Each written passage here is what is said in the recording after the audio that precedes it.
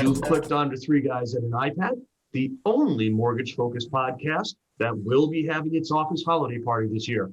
I'm Brian Rieger, and I'm joined as always by my friend and partner at Content Beacon, Rick Grant. I'll also congratulate Rick as being announced as one of the Progress in Lending 2020 Sales Marketing and PR Trailblazers. Rick, congrats and welcome. Thank you, Brian. It's good to be with you as always. And don't forget, you made that list too. So congratulations to you. Just riding your coattails, Rick. We wouldn't be Three Guys without Kevin Breeland of Amplify Credit Union. And I promise you this, if and when we do get a national award for originators, Kevin's name will be at the top of the list, and not just because his last name starts with a B. Kevin, how are you today? I'm doing well. Thanks for asking, Brian, and congratulations to both you and Rick. If you'd like to get on this show, if you'd like to suggest someone, if you have a topic, if you'd like to hear more about Rick's and my business, Content Beacon, which is the mortgage industry's leading B2B content marketing agency, well, just email us, Brian@contentbeacon.com or Rick@contentbeacon.com. But enough about us and Content Beacon. We are thrilled today to be honored by the presence of two of the thought leaders in the industry. We were very fortunate to have them on earlier this year, and it's one of our highest watched. In fact, it may be it's one of our highest watched shows. You guys and Dave Stevens are on the same page. So I'd like to welcome to the show. First, we'll talk about Honorable Joseph Murin, your third appearance on Three Guys. So I think we can say Joe is a friend of the show at this point. Joe, of course, is the past president of Ginnie Mae. He is the chairman emeritus at Chrysalis Holdings. He is the founder, one of the co-founders of Collingwood Group, CEO at Lenders Service. He is the chairman now of JJAM Financial Services and a former chairman at New Day Financial. And I could go on. That's just the highlights. Joe, welcome back. Thanks, guys. It's glad to be here on this wintry day, and it's nothing better I could think of doing than be sitting here talking to you guys and my old good friend up there who's next on the list. So. Well, that person is also one of the top thought leaders in the industry. I'm talking, of course, about Patrick Stone, and this is his second appearance with us. Hopefully, there'll be many more from both of you. Patrick is, as you know, the executive chairman and founder of Williston Financial Group, and his history includes a litany, really, of honors and positions. He's been the vice chairman of Metro Cities Mortgage, which was a 2005 top 20 lender, chairman of the Stone Group in Austin, Texas. He's currently on the boards of Nassau Reinsurance, Transmotus, Tristing Tree Golf Club, and Inman News has awarded him multiple times, as have other folks. He was among the 2013 100 most influential people in real estate. In 2015, he was one of the top 101 real estate doers. And in 2019, he was honored as one of Housing Wire's Vanguard Award recipients. Patrick's also very involved in a number of philanthropies in organizations. He's chairman of the Santa Barbara Art Museum, director of the Portland Art Museum. He's a past chairman of the Oregon State University Foundation and co-chair of OSU's $1 billion capital campaign. Patrick, welcome back. Thank you very much, and it's an absolute honor to appear with Joe Murin, and just happy to be here and involved with your group. This is fun. Well, you guys make the show. We just make the introductions and get out of the way. Folks are here to see you, and Patrick will call you a friend of the show as well. I'm sure we'll have you on again. But let's get to this part first. Let's jump in and talk to our thought leaders. And when both of you gentlemen were here in June, we asked you this question, and we've now got the benefit of almost 6 months of hindsight, so we'd have to ask it again and see how things have changed. And obviously, the story of 2020, or at least one of them, has been the pandemic. And as we asked you then, I'm going to ask now: how well do you believe the mortgage industry as a whole, and then specifically the title industry, has managed or is managing the epidemic and its impact on the economy? Good, Pat. All right. Well, look, we were very fortunate that the industry was permitted under Treasury as a viable industry for its contribution to home ownership, and we were allowed to continue to operate. And a lot of those people did, in fact, do that. I think they adjusted very well, better than expected, actually, to being able to work from home. and continuing to do the job that they were able to do. I mean, obviously, with the mortgage industry still working in what I would consider full force at the time, even subject to the folks that didn't have the wherewithal to close on some of these transactions because of the impact that they might have had with COVID. The title industry was right there alongside supporting the mortgage industry as it always has. So all in all, I think we fared a lot better than most. And, I was very happy and very proud of the industry for stepping up and doing what it did in such a short period of time. I would echo Joe's comments. I've been absolutely stunned at how well the industry has performed. Candidly, if you would have asked me a year ago, could we do this like we've done it, I would have been very, very skeptical. The degree of work from home, the level of cooperation, the focus on the consumer. Actually, very proud to be involved in this because everybody in this industry, all components of the industry, has operated at an amazing level of competence and commitment. I mean, it's been a pleasure to be involved. Well, obviously, it's been a historical year for all involved with the industry. I'm going to add an extra question in here, and whoever would like to jump in. What do you think the industry could learn from what we've experienced over the past 9 months? And I know, Patrick, we're going to let you go first on this one because you're almost jumping off the screen at me to answer. So please. One of the things that one of the problems we have in this industry is we are a highly regulated industry. And I think when you have an environment where you're highly regulated, you get in a habit of you're not adverse to change, but you don't think about change. Change doesn't occur spontaneously. Change is not something that you talk about a lot because, again, you're regulated to the point where you don't get to go out and innovate randomly. And so what's happened in this particular pandemic is we had to change, and we had to change quickly. And I think it really brought to mind to a lot of leaders the fact that they need to start thinking more openly about collaboration. They need to start thinking more aggressively about how they can affect positive change. We have to have more flexibility than maybe we had going into this. Interesting. And Joe, your thoughts? I've always been a big supporter and believer in the what if scenario. Always thinking about the what ifs. And fortunately or unfortunately, the mortgage industry really never thinks about the what ifs. I mean, they're head down every day going forward. So we were very lucky that we were able to be in a refinance market at the time because it cut down on the requirements necessary to produce a final loan package. And we had issues with closings. We had issues with appraisals. I mean, with the refi market being there at the time, it allowed for that adjustment to occur without a lot of pain and suffering. Had we been in another type of marketplace, that might be a different story. But because we were in a refinance market, there was a lot of cash in the refinance market, allowed people to go out and do the things they were able to do. I don't think we'd be talking the same tune or singing the same tune if, in fact, this would have been a different type of market other than a refi market, which really focuses our attention on, as a leader in the industry, you always got to be thinking about the what ifs, and you got to be preparing for the what ifs. And if you don't do that, I think you're shortchanging your organization and the people that work for you. Well, Joe, you bring up several great points there. Both of you do it. I want to follow up, but Joe, I'll give you the first shot, and then Patrick, I'll come back to you. You mentioned the market, the refinance market, the elephant in the room. It's been a historic year. And how much longer does this refi boom last? I'll ask you first, and then Patrick, I'll come back to you. Well, look, we've been in a refinance market for 20 years. This goes all the way back to 2001. So the whole dynamics of the mortgage industry, I mean, Pat and I are of the age where we remember when, the mortgage industry was lighting fires with sticks. I mean, that's how far back we go. And it changed dramatically in 2001 and has continued to stay the course of this refinance market, which, by the way, kind of dumbed down the marketplace itself, what you have to do to be a mortgage banker, if you will.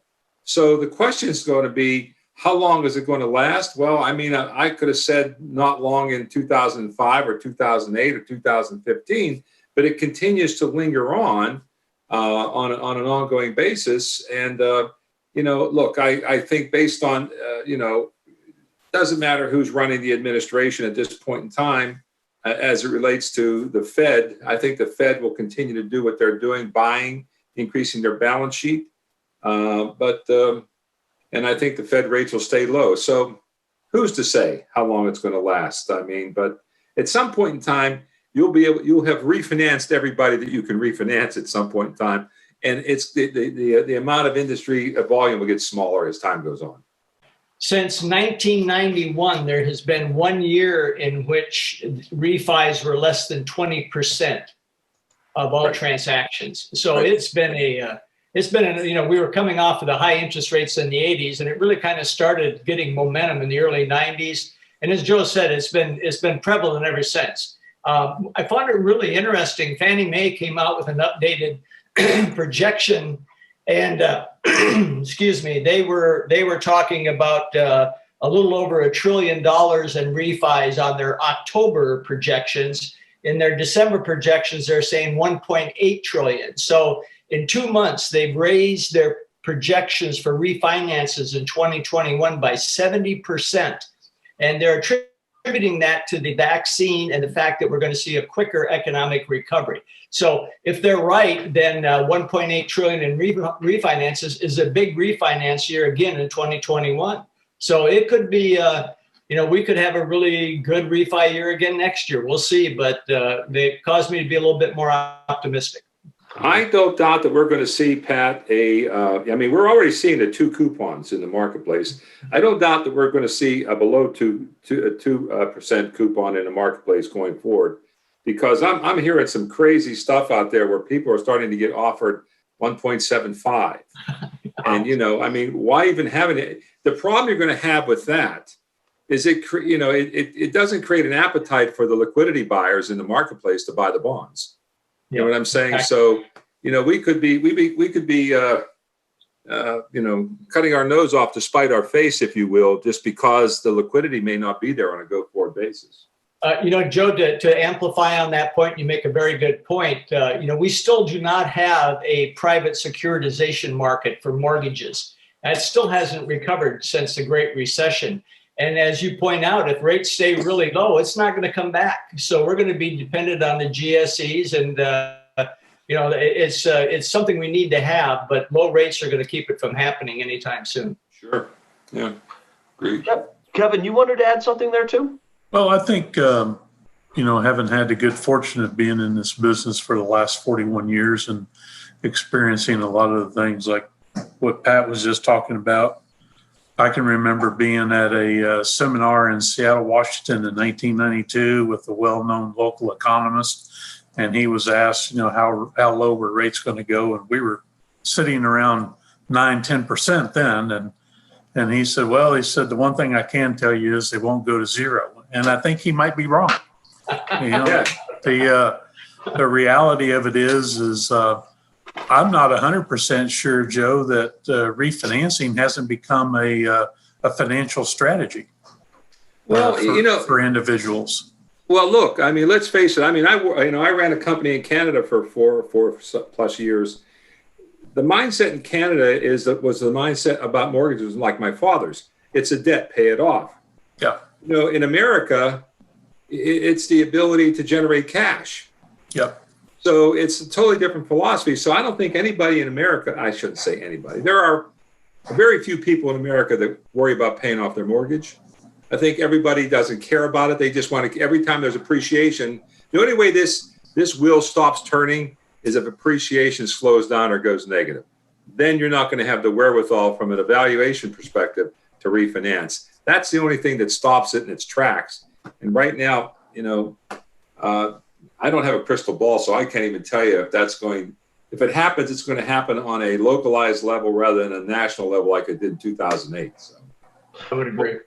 Mm-hmm. Well, gentlemen, Joe has invoked the crystal ball, and I'm pretty sure both of you are being asked to look into your crystal ball quite a bit. but I'm going to ask it as well. This question will be intentionally vague. I'm going to start with you, Patrick.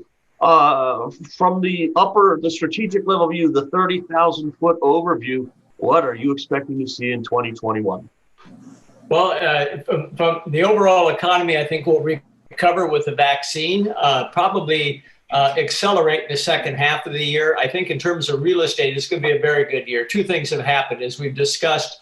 Low rates make refinancing very attractive, and just a quick comment there. Why wouldn't you refinance and use that money to get a better return than you have to pay? So it's interesting right now. People are looking at it in a lot of different ways, but it's going to happen. So refinances will be good. And I think we've had a fairly profound change in the view of home ownership. We go back 40 years, when you became an adult, the first thing you wanted to do was buy a home, especially if you got married, because you wanted to start a family. It was the first step towards financial independence. And then I think, really, to be honest with you, that preeminence of home ownership is a top goal. That dissipated gradually over the last 30 or 40 years. It wasn't the first thing people thought about. Guess what has happened because of the pandemic? We have a much more intense focus on family life. We have work from home. We have a real realization that owning a house is not only an advantage, it's a necessity. So we are seeing home ownership becoming a preeminent goal for a lot of young people. And I think you're going to see home ownership and home sales go up, continue to accelerate, and refis will be good. So 2021 is going to be, I think, unless, knock on wood, unless something unexpected happens, and apparently things unexpected do happen, it will be a heck of a good year for real estate. And I think the economy will recover nicely in the second half of the year. Well, I'll tell you that's some good news, Patrick. Joe, do you agree? What do you think's coming? Oh yeah, I think Pat hit the nail on the head. The only fly in the ointment to me is going to be what the impact of this forbearance has had on the marketplace in the spring of 2021. When I think a lot of this is, I know right now the GSEs are calling for this forbearance thing to end. They went out of this at the end of January. So how much of this forbearance is going to turn into foreclosure? And we don't know the answer to that yet. And that could be the only fly in the ointment that maybe hiccups the marketplace. I don't think it's going to have the impact that it did in, back in the 08, 09 timeframe. But I still think it's going to be a little bit of a hiccup once we understand what this has done to the marketplace, this forbearance. Here again, working in the government, as I did, you realize that the decisions they make are not always pragmatic. They never think about the unintended consequences of anything they do. And, it was a great gesture and people can't afford it. Yes. But what's going to happen at the end? And you know what? Nobody inside the Beltway right now is really concerned that much about what happens when all this thing comes in. We did our job, hey, we gave them some forbearance time. We gave them time off because we enforced this. Now, all of a sudden, you look back on it, you see all of a sudden these foreclosures may, in fact, start to increase. So who knows what's going to happen? But I think that's the only fly in the ointment that might have a little bit of a hiccup in the market going forward. And Joe, Kevin has a follow-up for you. Kevin, you want to jump in and ask that? Forbearance. I was curious, actually, Joe, with your background with Ginnie Mae, and of course you were certainly neck deep in the 2008 issues and that was going on at that time. Do you think the forbearance issue is going to be more of a local, a regional, or national issue? I think it's going to be well, let me preface that by saying it can be a national level issue depending on where the economies are in these different marketplaces, okay, and how many people were affected. So that's going to have an impact based on where that might occur. When you think through it, in 2008, and I met with the Fed leaders and spoke on this issue back in 2008 over in Portugal, and had to show these people that the impact was really not in the square states; it was on the coast. So you can't say that the whole U.S. marketplace went in the crapper in that time period, because it didn't. I mean, You take states that had normal appreciation value of 1 or 2% a year, they weren't impacted. You know, the only thing you're impacted by is, do you have the affordability issue? The coast really, with the swings, and Pat will tell you, being a West Coaster, he can tell you how much the appreciation values have increased, over the decades. And, so I think that I think it's going to be more localized, just because you have to think about what the economy is going to be like in those marketplaces for people to dig themselves out of a hole. Patrick, your thoughts? Yeah, if I may, and just for what it's worth, this is a conversation we're having a lot because we have a default group and we market foreclosure services to trustees and lenders, so forth. And so if you look at this, and I agree with Joe's comments, if you look at this, and during the Great Recession, we had about 3.8 million foreclosures. It was a fairly significant amount of foreclosures. Right now, we have about 5.92% of loans in forbearance. There's about 47.5 million loans outstanding. So that means we have about 2.8 million loans in forbearance. So if we foreclosed all of those, we had 2.8 million foreclosures. That'd be about 3/4 of what we experienced during the Great Recession. We will not see that. If we saw half of those in forbearance go to foreclosure, that'd be about 1.4 million, and that would be about 37% of what we saw in the Great Recession. My guess is we're going to be able to see about 750,000 to 1 million loans go into foreclosure. And I think it's really going to be the lower income quartile, if you will. It's the people that are being, because of leisure, entertainment, those travel, those functions have been shut down. Those impact a lot of hourly earners. Now, the lower quartile is not a great big degree. It doesn't have a high degree of home ownership, but that's where you're going to see the foreclosures occur. And it's unfortunate, it really is. But I'm looking at maybe 750,000 foreclosures because of this. So it will have some impact. I do think, as Joe indicated, that it'll be regional or local. And I think it'll also be based on whether or not you're an hourly income earner or if you have any other sort of resources. Right. Yeah, and we haven't talked a lot about foreclosure or default as an industry topic. It's been quite some time. So, the legal landscape has changed a little, and the political landscape too. But very, very interesting points. Patrick, I want to come back to you. Is that the big issue the industry should be preparing for or bracing for right now, or is there something bigger that you'd like to see us doing as an industry right now? Something we're not really preparing for, but we should be. Well, you ask a question that scares the hell out of me, pardon my language, but, given what happened this year, I'm so worried about what I don't know that I am constantly looking to see if there is something going to happen that I haven't anticipated.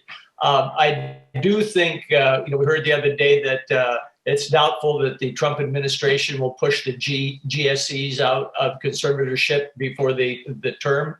And so that alleviated some concern.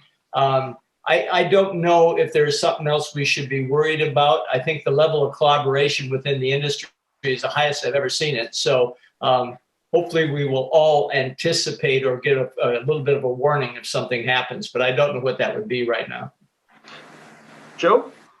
Well, he's right. I mean, what we don't know, we don't know. And right now, look, what happens to the industry if the Georgia election goes to the Democrats and they have the full swing at the plate with the options to do whatever, and what will they do that will impact the industry differently than we are seeing today? Then again, what happens if the Republicans hold the Senate and then we have more of the same? Because we're going to have more of the same. And the only thing that can change is what the president can do with executive orders. And we don't know how that'll change. So will we have a huge impact on the energy industry if we have a complete reversal? We don't really know what we don't know yet. And all we can do, again, is an industry, think about the what ifs, right? Think about what happens if this happens, what happens if that happens, how is this going to impact us? The GSEs, look, what people don't realize about the GSEs is they build themselves out of that ditch that they dug for themselves years ago. And all they became was a cash cow for Treasury. And all the administrations, they became a cash cow for the Treasuries.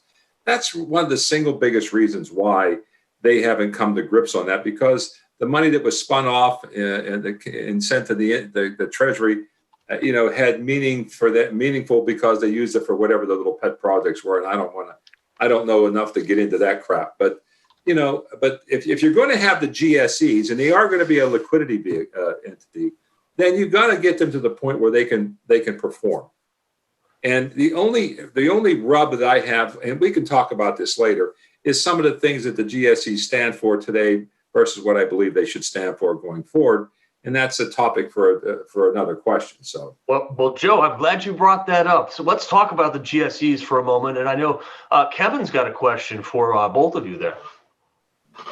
So I think I understand the whole argument between leaving them in conservatorship as opposed to privatization and what advantage there are for each position. But what is the real advantage to privatization for Fannie and Freddie as opposed to conservatorship? Well, look, I was in Japan on a mission when I was in office, when they announced the conservatorship. And I saw directly the panic that went on in the Asian markets when that occurred. And you talk about shifting, getting out of the GSE bonds and moving into the Ginnie bonds, which created a whole nother set of problems for me and the folks at Ginnie. But the fact of the matter is, that conservatorship had a huge impact on the liquidity capabilities of this country. And make no mistake about it, there's nothing more important to our industry than the ability to have liquidity. So are we going to stabilize the liquidity that's put out by the GSEs? And the only way that we can stabilize it to make sure that, yes, they got their capitalization requirements and so forth, as they should have. But let's face facts. If you take a look at the VA business, when you do a VA loan, you're in for a penny, you're in for a pound on the backside of that thing. Because if you lose, they're only coming up with so much and it's coming out of your pocket. So you really got to be in that business, and you want to be in that business. That's not necessarily the case with the GSEs. Because how many times have you heard that Fannie or Freddie, they take the lumps, right? They're taking the losses. And who are they going to go back on for the most part? Most of those folks that sold in don't have the wherewithal to support any kind of buyback, if you will. So they're always taking it on a hit. If they're going to go to a private structure, which they can and they should, the government, we as taxpayers shouldn't have to worry about bailing them out at the end of the day. They should create their infrastructure so that there is some pain, shared pain with the people that sell into those places. And that's the only way that's going to work because, again, I lived in that world of liquidity. I know how important it was at that point in time in history. And to me, if we don't respect the fact that what's necessary for this industry is liquidity, then we're always going to be chasing some form of fabrication of what we think really matters. And I'm really adamant about that when it comes to the GSEs. They got to be able to stand up on their own, take their own pain, and distribute the pain downstream instead of taking it all and then they look for somebody else to help bail them out. Pat, sorry I took so long. No, that Joe. I totally agree, Joe, and I will tell you, I think it's liquidity and accountability, and that's right.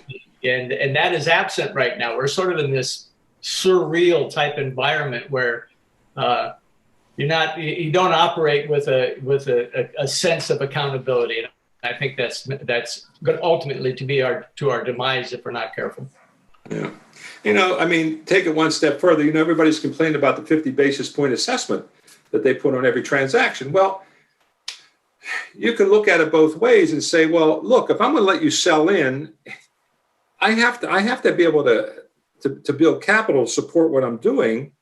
And I don't, if you take a look, I've read so many articles about how bad this is and how it's hurting the business. And I'm sure it's painful, but let's face facts. When you sell into Freddie or Fannie and you're getting maximum pricing from them guys, and you don't have any downside risk, who's left holding the bag?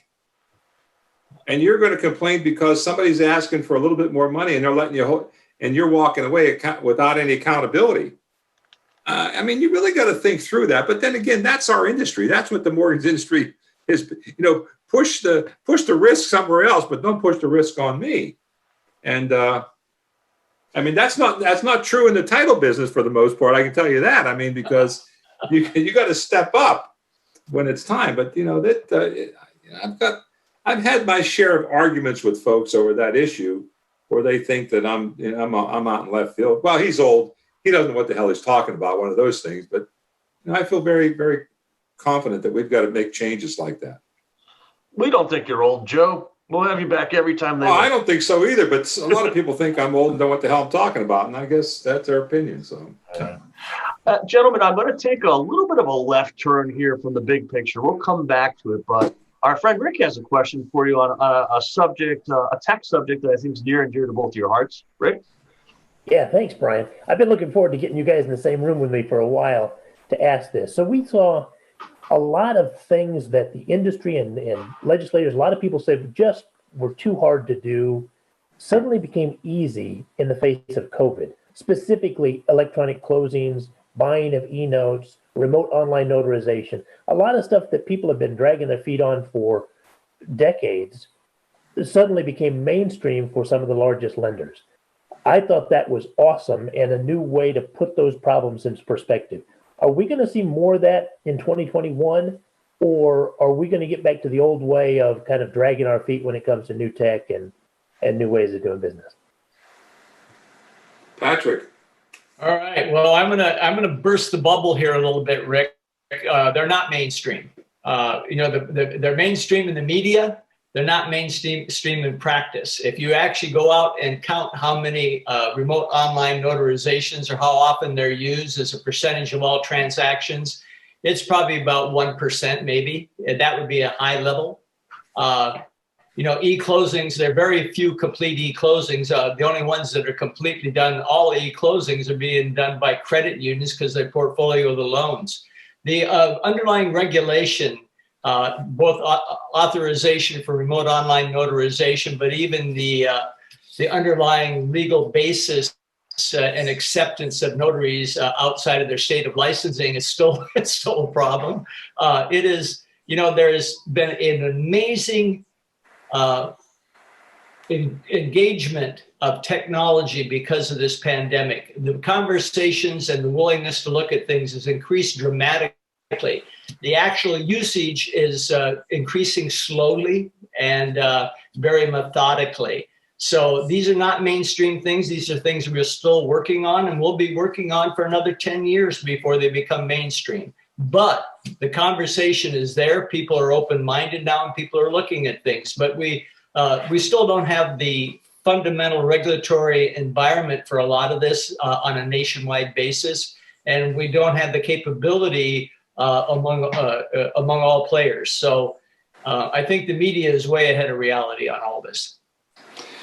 We'll be the first time, Joe. Yeah, he's right. I have always been a proponent of a hybrid type of closing, where docs are getting done electronically, but we're still doing a wet signature on a note and a mortgage, because I think that's a way to dip your toe into the water and get comfortable with this.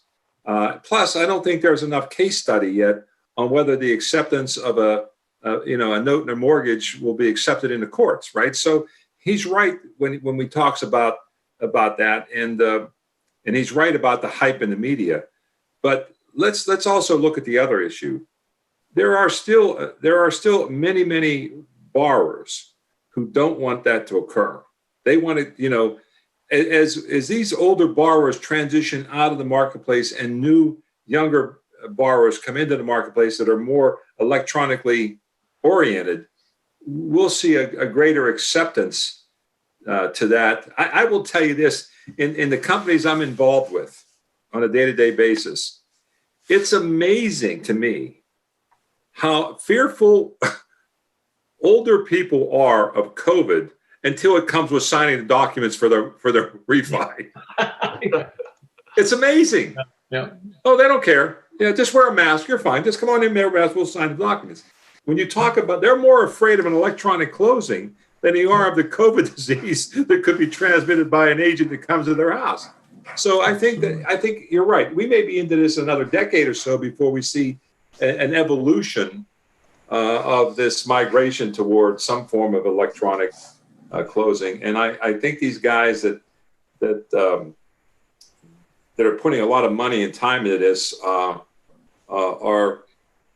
in for a rude awakening, that it's just not going to come about that quickly. I mean, it's going to be a while. So you're going to have deep pockets, I guess, to sustain yourself. So, well, right? So, on that note, Joe, there's something else new coming in 2021, at least by almost all accounts, and that's possibly a new administration in DC. Now, without starting more of a political conversation, anytime we've had a new presidential administration, or even just after a national election, there's always been some kind of impact on the mortgage industry. So I'm going to ask you, gentlemen, what impact, if any, will the next administration have? And we can include Congress in that as well. But from a practical perspective, what should mortgage-related businesses be looking at in that regard? Joe? Pat, go ahead, Pat. I'll follow your thought process. Joe, I think you summed it up very well, saying that it kind of depends a lot on what happens in Georgia. If the Democrats get control of the Senate, House, and the administration, then I think the degree of change may occur, or the amount of change may occur more frequently, or the amount may be larger, and it may occur more rapidly. If the Republicans prevail in Georgia and retain, I think, the majority in the Senate, then I don't think you'll see a lot of change, at least immediately. There can be some change by administrative decree, but I think we have to wait to see what happens in Georgia to judge how quickly things will change. Yeah, when you listen to all the bluster that goes on both sides, and you realize before the presidential election, everybody's jockeying. The one thing that the Biden administration and the folks that are behind the Biden administration have to keep in mind, whether they have control or not control of the Senate, is that there were still 75 million Americans that came out and voted against the Biden industry. So they have to keep that in mind. Their political future depends on that. So did the radical talk discussions that they had regarding the far left movement or far left shift, was that just a discussion they thought they had to have? Are they really going to govern that way, or are they're going to be very cautious?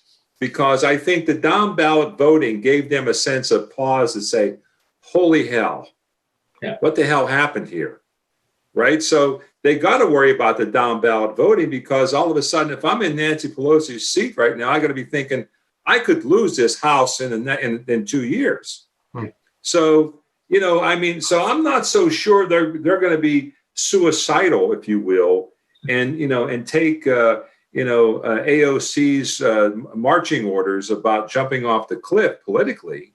I'm not saying that they won't, but they would almost be crazy to do that, because they don't know how the winds will shift on this thing. They could have something for the next 2 years, then lose it all in the next 2 and the next 4. So they're a lot smarter than we give them credit for when it comes to this kind of stuff. And when you open up and peel back the kimono, you realize that there's going to be an agenda to do some things. They're going to have to satisfy the folks out here in the extremes. But the fact of the matter is, I don't think they're ready to jump off the cliff in this administration, even if they have the House, the Senate, and the Oval Office. Well, some excellent points there. And when we bring you guys back in 2021, we're going to have to come back and revisit some great. Oh, please don't. Then we'll look like, I'll look like an idiot. So don't do Well, that. I think you both mentioned a lot of things that aren't being covered in the mainstream. And I think that's going to be interesting to revisit. We've got a Senate runoff coming in Georgia, some very important elections. And you're right, things don't usually change in D.C. quickly anyways, right? It's going to take some time. So it'll be interesting to come back. We promise not to hold whatever you say against you guys. We'll just give you a chance to revise and update it. How's that? That's great. We're almost. I've got just another question or two for you too quickly, if you're willing to indulge me. And let's go back to kind of the even bigger picture. You both made some allusions to it already. What's the long-term outlook? Next 3 to 5 years, even 10 years, if you like, for the mortgage and title industry. Again, another intentionally vague question. Pat, go ahead. You're deep into this. Go ahead. Why don't you start? All right. Well, I'm cautiously optimistic. We talked a little bit about 2021. I think it'll be a very good year. The concern I had that had probably weighed on me fairly heavily has been, whether or not we are going to see inflation because the tremendous increase of debt in national debt, in business debt, every kind of debt. Was that going to create inflation? We're going to see a devaluation of the dollar, which would increase the cost of a lot of goods that we purchase internationally. Those things were looking a lot more. They were a lot more concerning for me a couple months ago than they are right now. I saw an interesting statistic that sort of alleviated some of my concern. I was really worried that some of the tariffs that were levied by the Trump administration were going to push up goods price inflation. And if you look over the last 10 years, goods price inflation has basically been neutral to negative. In other words, you could buy a flat screen TV now cheaper than you could 10 years ago because we had tremendous globalization and international trade. We could have some service price inflation, what you pay people, that can be going up. But if goods price inflation is neutral to negative, that offsets that. So the tariffs scared me a little bit because I thought we were going to artificially create some inflation. And we have reduced the trade deficit with China, but we've replaced it with trade deficit with other international sources. So what we did with the tariffs on China, yes, we shut down a lot of purchases from China, but we've been purchasing things from other countries. So I think good price deflation is still in effect, or at least maintaining a very low growth rate on prices for goods. And it does appear that the dollar has stabilized a little bit. So I am cautiously optimistic 3 to 5 years out. Things stay stable. We don't continue to borrow like it doesn't matter. I think we'll be fine. Yeah, he makes some solid good points on what the economic outlook looks like. And I would still like to see us consider bringing back more and more manufacturing to this country, because I think that's the mainstay. That, look, we really have to establish the middle class. I mean, we need a solid middle class in this country, and that middle class has to eat, sleep, and take care of their families. And they're not going to do that with just service jobs. They have to do that with meaningful jobs that pay meaningful price, wages. So I would like to see us continue down that path and continue to do that as best we can. As far as the industry goes, I've seen it, Pat, and you're involved in this a lot. The big underwriters are now becoming full service. I mean, they're competing with one another for market share on and so what does that do to the rest of the, I am thankful, and I tell you this from the bottom of my heart. I am so thankful I sold our agency, because I don't believe in the next couple of years we could have competed in the marketplace. Because if you don't have the wherewithal, if you don't have the outreach, the capitalization, the things that you really need, it's going to be really difficult to be in the business on a national level, if you will. If you're a mom and pop shop in a local marketplace, you might be able to survive on a half a dozen closings a month. But I mean, if you're a national player that's been doing 1,000, 1,500 closings a month on a steady basis, I don't think you can last. So I think there's going to be some impact to the title business in the immediate future, just not being able to compete. Does that mean they get swallowed up? Does that mean they go out of business? I really can't say that, but I think there's going to be a massive shift in the title industry as to relates to who the players are and whether or not you can sustain yourself on a go-forward basis. So I think that's evident. I would agree, Joe, and I think we've seen a growth in smaller underwriters' share of the market, but I will tell you this, that you're going to need capital and expertise to continue to be accepted by lenders. Your cybersecurity has to be first rate. You have to have the ability to do integrations. You have to, the cost of doing business is going to go up because expectations are higher. And I do think one thing that's interesting to me with all the building of these conglomerates is that maybe the focus is going away from being consumer intense, or consumer focused. The motivation seems to be to aggregate large amounts of sales instead of taking care of the consumer. So we'll see where that goes. That's sort of an offset to it.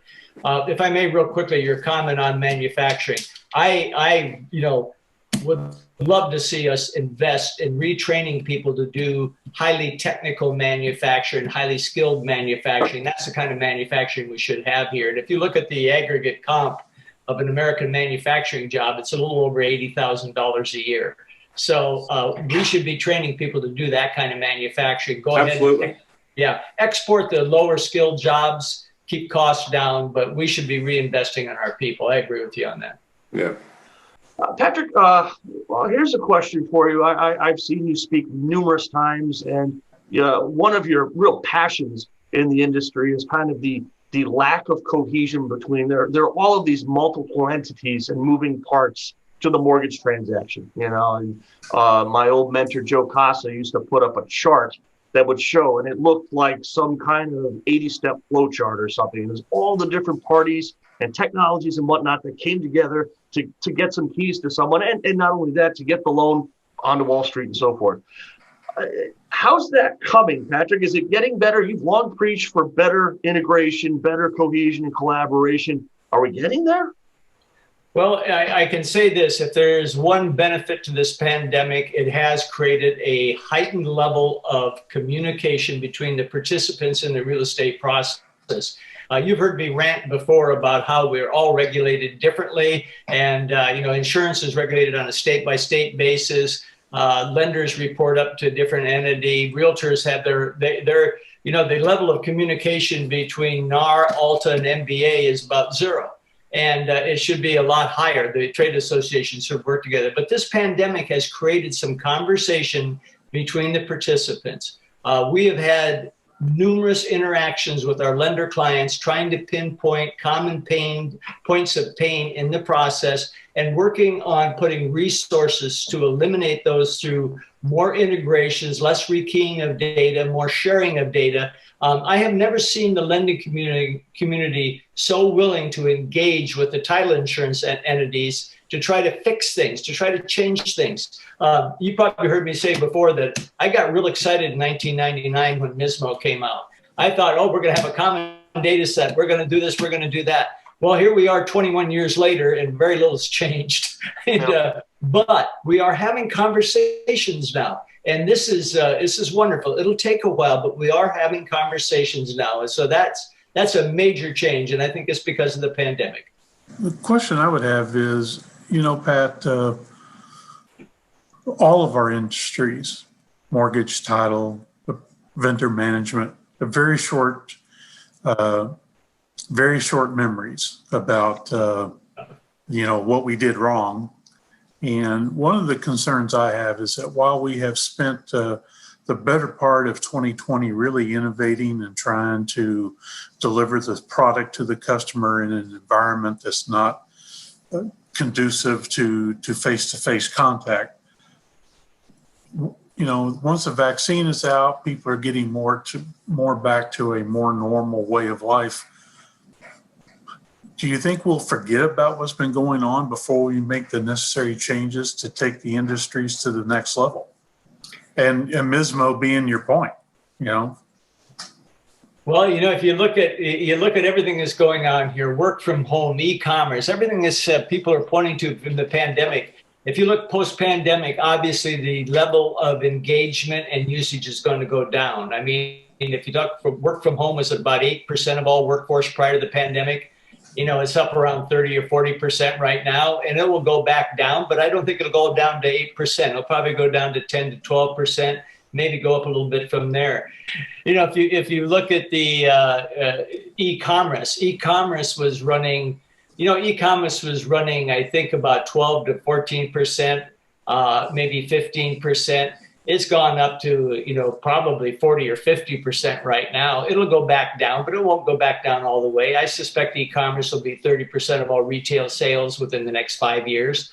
And if you look at what's going on in our industry, will it continue at the current pace? No. But the level of community, the thing that's changed now is there's actually talk. There's actually conversations about common pain points.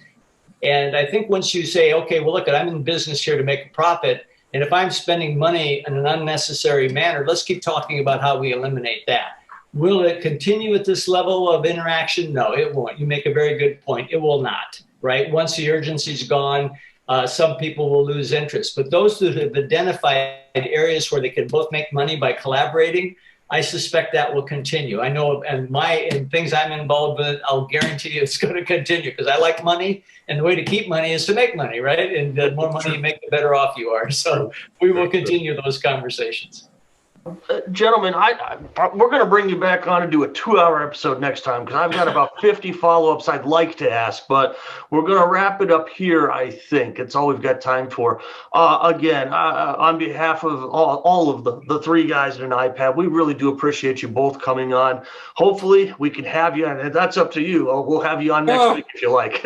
I'm always available. As long as Pat's there, I'm there. So. Okay. And I was going to say the same thing. It is an absolute pleasure to work with Joe, and I enjoy his perspective on things, and we're delighted to participate. And thank you for the invitation. Sure, guys, I appreciate it.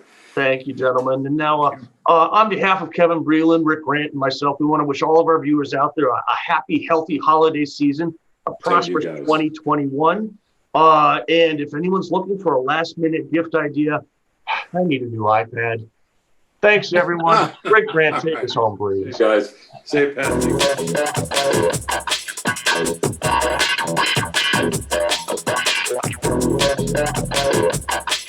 Thank you.